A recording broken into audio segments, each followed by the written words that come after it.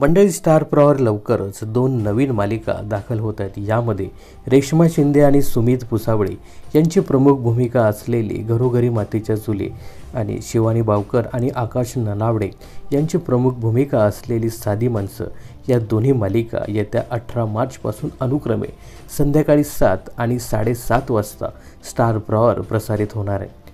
त्यामुळे प्रेक्षक या दोन्ही मालिकांची आवर्जून वाट पाहत आहेत। अशातच साधी माणसं या मालिकेचा नवा प्रोमो समोर आला आहे, ज्यामधून मालिकेतील 2 नव्या कलाकारांची झलक पाहायला मिळते।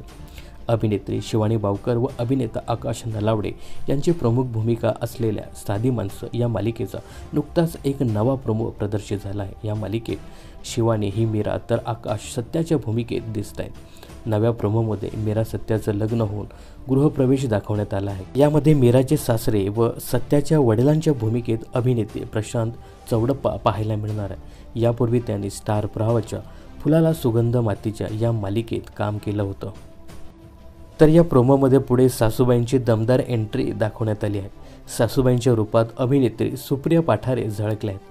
त्यांची प्रोमोमधील एकंदरीत भूमिका पाहता त्या साधी माणसं या मालिकेत खलनायकी भूमिका साकारताना दिसणार आहेत। सुप्रिया पठारे यांनी या अगोदर स्टार प्रवाहावरील नावाजलेल्या टिपक्यांची रांगोळी या मालिकेत माई हे प्रमुख पात्र साकारलं होतं। दरम्यान साधी माणसं या मालिकेचा हा नवा आणि जबरदस्त प्रोमो चांगला चर्चेत आला आहे।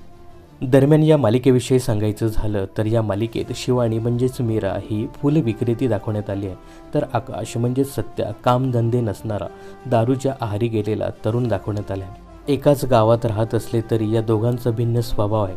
आता या दोघांची भेट कशी होणार, नियती यांच्याबरोबर काय करणार हे या मालिकेतच पाहायला मिळणार आहे। ही मालिका येत्या 18 मार्चपासून सोमवार ते शनिवारी संध्याकाळी 7 वाजता स्टार प्रवाहावर प्रसारित होणार आहे।